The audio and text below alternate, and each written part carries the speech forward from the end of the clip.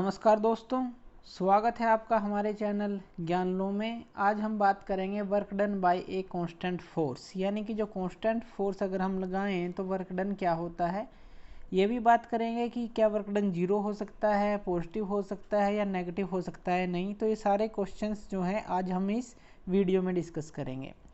तो वर्क जो है अगर हम साइंस के अंदर देखें तो हमने पीछे लेक्चर में भी पढ़ा था कि वो क्या होता है।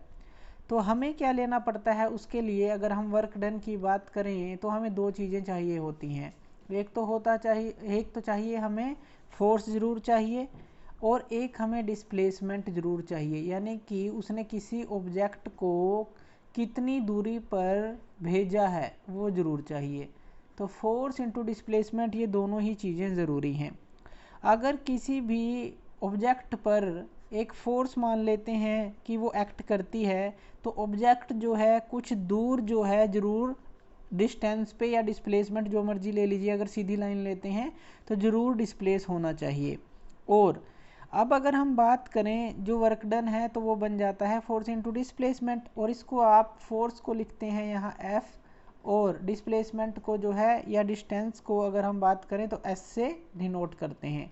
यानी कि जो W का फॉर्मूला है वो बनता है F इंटू एस, यानी कि फोर्स इंटू डिस्प्लेसमेंट। अब देखिए जो वर्क डन होता है किसी भी फोर्स के द्वारा अगर हम बात करें तो वो इक्वल इन मैग्नीट्यूड होता है जो हमने फोर्स अप्लाई की है, और उसके साथ डिस्टेंस को जब मल्टीप्लाई करते हैं तो वर्क डन हमारा ये निकलता है।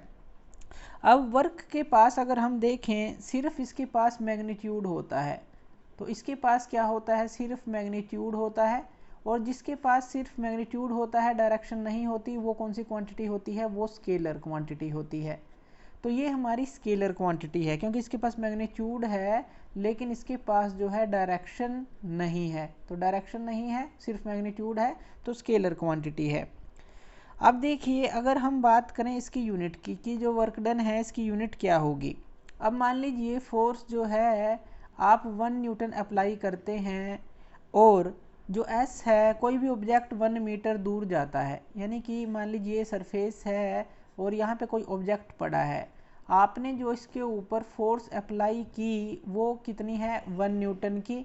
और जब फोर्स अप्लाई की तो ये कितनी दूर चला गया, ये मान लीजिए ये जो डिस्टेंस इसने तय किया यहाँ से यहाँ तक का 1 मीटर तय किया, यानी कि डिस्टेंस 1 मीटर है और फोर्स आपने 1 न्यूटन अप्लाई की है।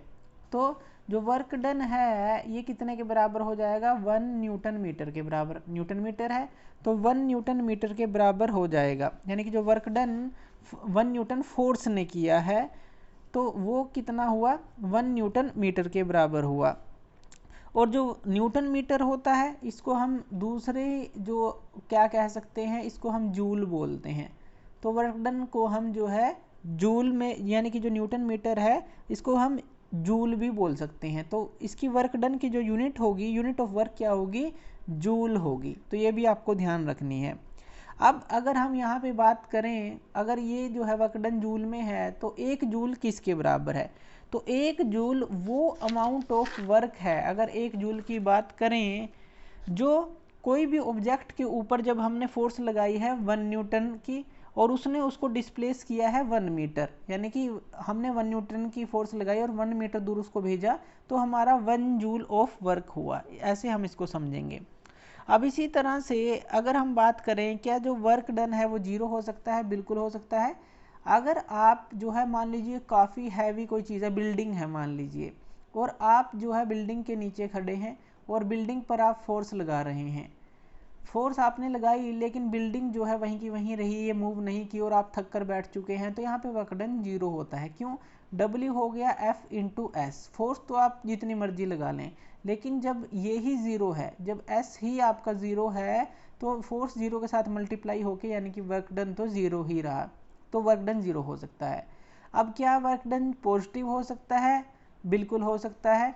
जब भी आप मान लीजिए कोई गाड़ी है, आप इसके अंदर एक गाड़ी का एग्जांपल लीजिए और ये गाड़ी है और ये इस तरफ जो है मूव कर रही है और ये इस तरफ मूव कर रही है, और अगर आप इस पर फोर्स लगा दें और फोर्स लगा दें तो आपने फोर्स किस डायरेक्शन में लगाई, जिस डायरेक्शन में ये मूव कर रही थी, यानी कि फोर्स और डायरेक्शन एक ही उसमें दोनों एक ही डायरेक्शन में हैं, तो वर्क डन जो होगा वो पॉजिटिव होगा।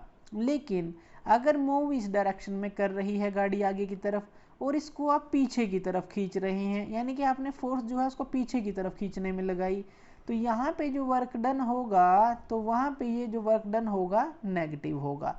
और उसको आप कैसे शो करेंगे, -F इंटू एस से शो करेंगे। तो ये तो पॉजिटिव के लिए हो गया F इंटू एस।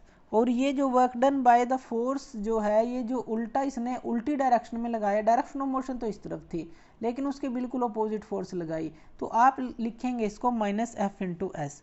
तो इस तरह से ये सारे जो हमने एग्जांपल लिए, वर्क डन जो है पॉजिटिव भी हो सकता है, नेगेटिव भी हो सकता है, इवन जीरो भी हो सकता है। तो इसी तरह से और बहुत सारे आप एग्जांपल ले सकते हैं इसके अंदर, जिसके अंदर वर्क डन जो है नेगेटिव होता है या फिर पॉजिटिव होता है या फिर जीरो भी हो सकता है। तो इस तरह से जो है काफ़ी सारे एग्जांपल आप ले सकते हैं। तो ये था हमारा work done by a constant force. और जो वर्क डन है वो जीरो भी हो सकता है, पॉजिटिव भी हो सकता है और नेगेटिव भी हो सकता है। ये डिपेंड करता है कि जो फोर्स है, पॉजिटिव और नेगेटिव किस पे डिपेंड करेगा, कि फोर्स डायरेक्शन ऑफ मोशन में है या उसके अपोजिट है, तो उस पर डिपेंड करेगा। और जीरो कब होगा, जब डिस्टेंस ही मूव नहीं करेगी और आप फोर्स लगाते रहें चाहे, तो तब भी जीरो होगा। तो इस तरह से work done by a constant force को आप समझ सकते हैं। और ज़्यादा साइंस की वीडियोस के लिए आप हमारे चैनल ज्ञान लो पे हमें सब्सक्राइब कर सकते हैं और हमसे जुड़े रह सकते हैं। धन्यवाद।